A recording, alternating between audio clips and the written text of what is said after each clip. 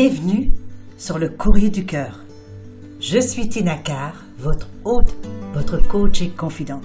Le Courrier du Cœur, c'est votre podcast pour mieux comprendre les relations interpersonnelles, les dynamiques amoureuses et les rapports entre hommes et femmes. Je parle ici de tout, sans tabou. C'est parti.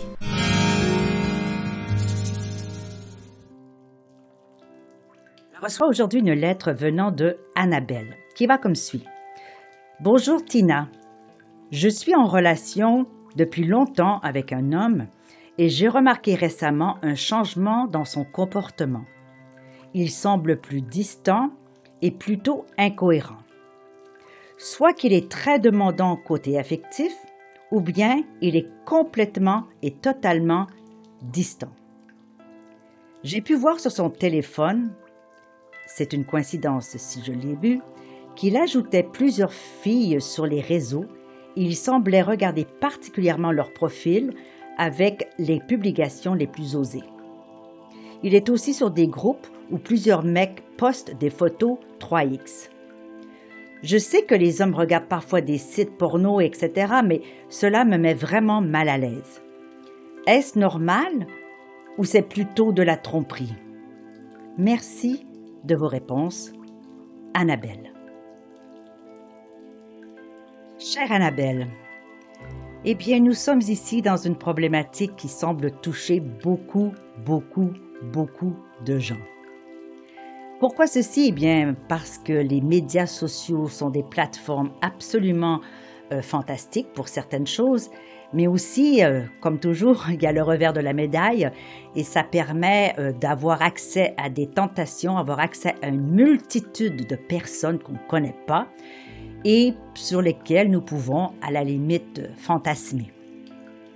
La disponibilité des gens sur les médias sociaux est absolument extraordinaire et surtout, la façon dont les gens utilisent les médias sociaux est souvent reliée à un manque d'estime de soi, à un besoin de validation, à un besoin de reconnaissance. D'où les posts souvent qu'on voit affichés soudainement. Et si dans la demi-heure, il n'y a pas, 100 likes ou 100 cœurs, eh bien, le post en question est retiré par la personne qui l'a mis sur le site. Alors, vous voyez bien qu'ici, nous avons affaire avec des gens qui ont besoin de cette reconnaissance et de l'autre côté du spectre, bien entendu, il y a ces gens qui vont donner de l'attention à ces personnes-là qui s'affichent.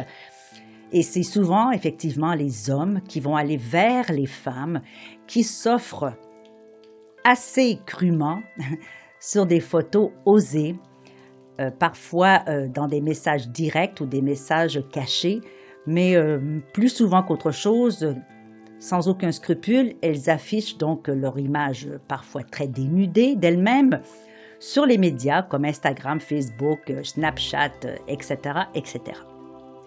Alors, je comprends bien que pour un homme qui voit toutes ces belles femmes affichées, qui sont souvent de toute manière photoshopées ou bien camouflées sous des filtres absolument extraordinaires qui sont maintenant disponibles, alors ces hommes-là voient des images de femmes souvent plus parfaites que nature, plus excitantes qu'elles ne sont dans la réalité, et ils s'attachent à ce genre de personnage-là, croyant qu'avec un petit cœur, un petit like, un petit mot, ces femmes-là vont devenir soudainement disponibles pour eux. Quelle belle erreur que ces hommes font là. Eh bien, c'est souvent, malheureusement, ce qui est propulsé par ces femmes, c'est d'avoir cette attention en faisant croire aux hommes qu'elles pourraient leur donner quelque chose de plus si ces hommes-là donc continuent à perpétuer cette validation dont elles en ont besoin. Alors, est-ce que c'est de la tromperie ou est-ce que c'est normal? Bien, déjà, il faudrait définir qu'est-ce que la normalité. La normalité actuellement dans les relations de couple, eh bien franchement, je n'en vois plus tellement parce que qu'est-ce que veut dire la normalité? La normalité, si on prend le sens étymologique du mot, veut bien dire ce qui correspond à la norme. Donc une norme qui est établie par un système, par une société, par une famille, par un couple, par quelqu'un. Alors pour l'instant, la normalité, eh bien il n'y en a plus vraiment. Actuellement, les couples ne sont plus en mesure de s'attacher à une norme et c'est peut-être bien ainsi. Ce qui veut dire que chaque couple peut maintenant construire leur relation avec les paramètres qu'ils décident ensemble pour former ce couple-là nouveau, ce nouveau couple donc dans nos sociétés qui sont un peu olé olé. Alors, est-ce que c'est trompé? Là est la grande question. Où est la tromperie? Où est l'infidélité? Où est la ligne qui définit finalement le couple sans infidélité, sans tromperie, et le couple avec infidélité et avec tromperie? La ligne est parfois très mince et très difficile à reconnaître et ou à définir. Alors c'est ici que le couple doit vraiment se prendre en main et décider à l'avance, préférablement, sur ces fameux paramètres afin qu'il n'y ait pas ce questionnement que vous avez actuellement, chère Annabelle, de savoir si c'est normal ou pas. Il fut un temps où la norme était, je parle de ça peut-être dans les années 40-50, où la norme était, bien, je vais te courtiser pendant 5, 6, 7 ans, et nous pourrons ensuite avoir une relation plus intime à travers le mariage. Ensuite, on a eu peut-être, je sors, je vais au restaurant, je fais quelques rencontres avec toi et ensuite, donc j'aurai de l'intimité. Et maintenant, bien, on connaît bien ce qui se passe sur un simple swipe de Tinder. Eh bien, on peut avoir des relations intimes avec quelqu'un sans trop de problèmes. Alors, vous savez bien, les normes, donc, ont beaucoup changé. La question qu'il faut que vous posez pour vous-même, c'est qu'est-ce que c'est pour vous l'infidélité? Qu'est-ce que c'est pour vous la tromperie? Elle est où votre limite? Et je reviens souvent à ce fameux schéma de la compatibilité des relations, du toi et de moi, dans lequel chacun arrive avec son bagage et au-delà de lequel il y a une ligne de rupture qu'il ne faut pas franchir d'un côté ou de l'autre. Et lorsque ce schéma-là n'est pas installé dans le couple, lorsqu'on ne connaît pas la ligne de rupture, c'est-à-dire la ligne où on ne franchit pas selon les paramètres installés, eh bien, il est difficile, dans la situation, par exemple, dans laquelle vous vous trouvez, de savoir si c'est une tromperie ou pas. Alors, de mon côté, voici ce que j'en pense. À partir du moment où quelque chose, quelques actions, quelques likes, quelques conversations, quelques échanges, quelques partages, quelques rencontres, quelque quoi que ce soit est fait dans le secret et à l'insu du partenaire, dans mon modèle du monde à moi, il y a tromperie, il y a infidélité. Pourquoi?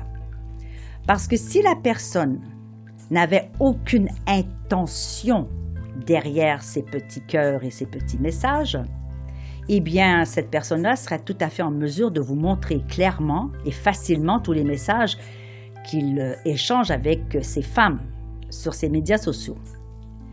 Si votre partenaire ne souhaite pas vous montrer ce qu'il fait, ce qu'il dit, ce qu'il échange, eh bien, c'est quelque part, il y a quelque chose de louche. Parce que quand on est dans la transparence, chère Annabelle, eh bien, il n'y a pas de souci. Vous voyez, par exemple, que votre copain fait un like à une amie parce qu'elle a, je ne sais pas, moi, elle a reçu son permis de conduire, il n'y a pas de souci. Mais lorsqu'on commence à liker des images de femmes posées dans des situations suggestives ou à peine habillées, eh bien, on peut vraiment se questionner sur les intentions derrière ces likes. Ce n'est pas innocent. Il faut qu'il y ait une intention derrière, parce que pourquoi le ferait-il?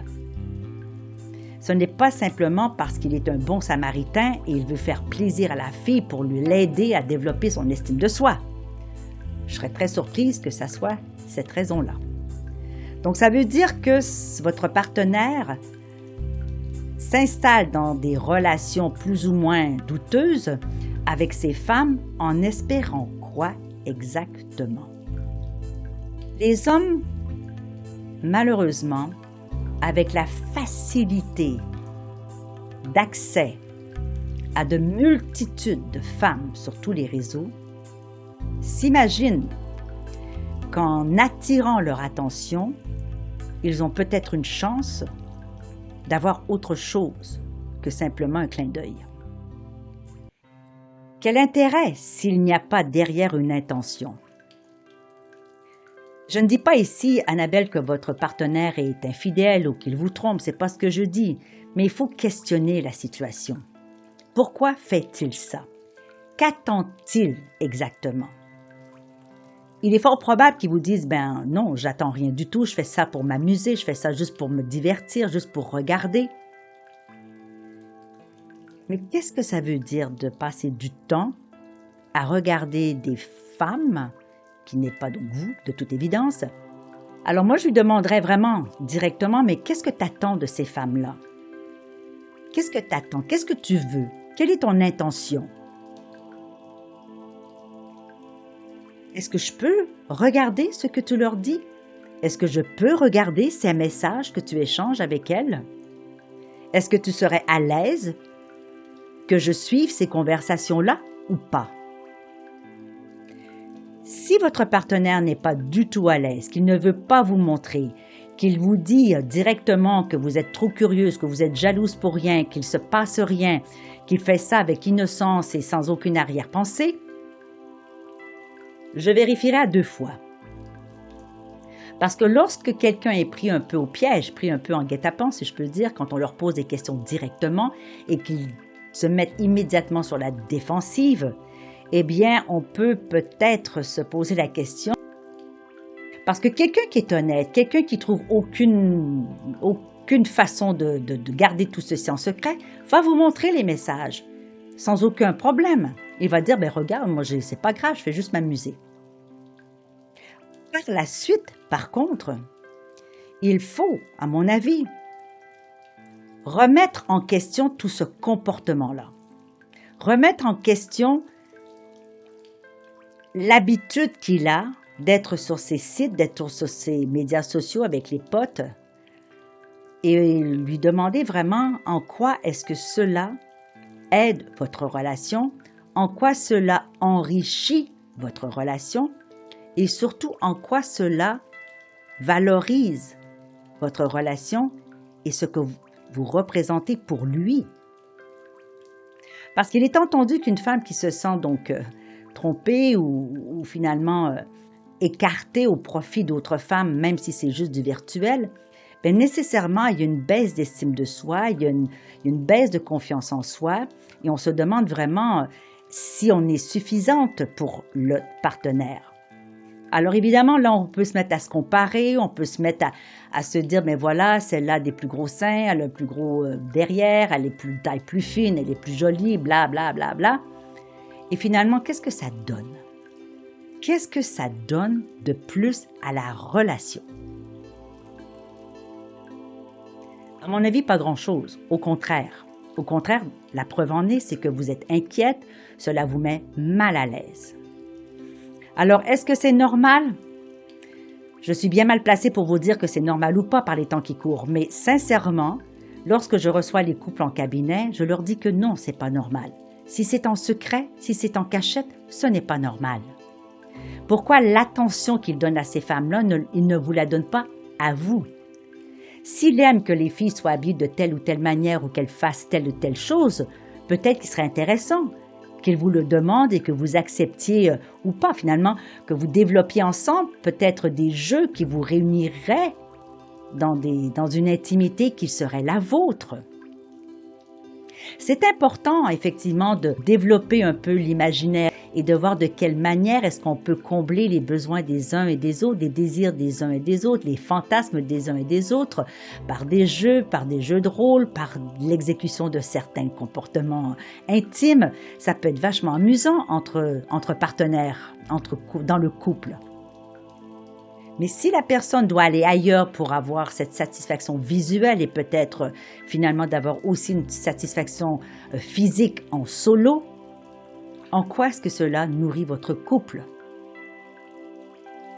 Alors, c'est ce que je ferais, chère Annabelle. Je poserais directement la question, je lui demanderais si c'est secret ou s'il veut bien vous les montrer. et de voir avec lui de quelle manière est-ce que vous pouvez développer ensemble des contextes qui vous permettraient de vous réunir sous d'autres couleurs pour que vous puissiez enrichir votre relation intime, que vous puissiez enrichir votre vocabulaire intime, vos comportements intimes, vos positions, vos situations, vos amusements finalement, parce que la relation intime, c'est un jeu. C'est un jeu qu'on partage avec l'autre, c'est un jeu qui est enrichissant, qui nous unit, qui nous rapproche. Et le fait d'aller voir ailleurs, ne serait-ce que par virtuellement, eh bien, ça fait tout le contraire. Et beaucoup de gens viennent me voir pour cette même situation. Est-ce qu'il m'a trompé? Quelque part, oui. Parce que c'est dans le secret, parce qu'il ne veut pas vous le dire, parce qu'il ne veut pas vous montrer ces messages-là. Et si c'était le cas inverse, est-ce qu'il accepterait votre comportement envers des hommes si vous agissiez de la même manière? Probablement que non. Donc ce n'est pas anodin tout ceci. Alors mettez vos paramètres, définissez ensemble quel genre de couple vous voulez vivre ensemble et qu'est-ce qu'il est permis et pas permis afin que vous ne puissiez plus finalement avoir ces inquiétudes et que vous puissiez construire ensemble une relation saine, honnête, intègre et, je l'espère, durable. Voilà Annabelle, j'espère que ceci vous a aidé et n'hésitez pas à me contacter pour faire le suivi de tout ceci. Je crois que nos auditeurs-auditrices seraient bien contents de voir la suite de cette histoire parce que je suis à peu près certaine que vous n'êtes pas la seule à vivre cette situation. Nous voilà à la fin de cet épisode du Courrier du Cœur. Merci d'avoir été là et d'avoir partagé ce moment avec moi. J'espère que vous y avez trouvé de la valeur. Si vous ne l'avez pas déjà fait, eh bien, je vous invite à vous abonner à ce podcast afin de manquer aucun épisode. Et vous pourriez, par la même occasion, si le cœur vous en dit, écrire un commentaire ou laisser une appréciation avec quelques étoiles. Alors, je vous retrouve dans un prochain épisode du Courrier du Cœur. Mon nom est Tina Carr, je suis votre hôte, votre coach et votre confidente. À bientôt.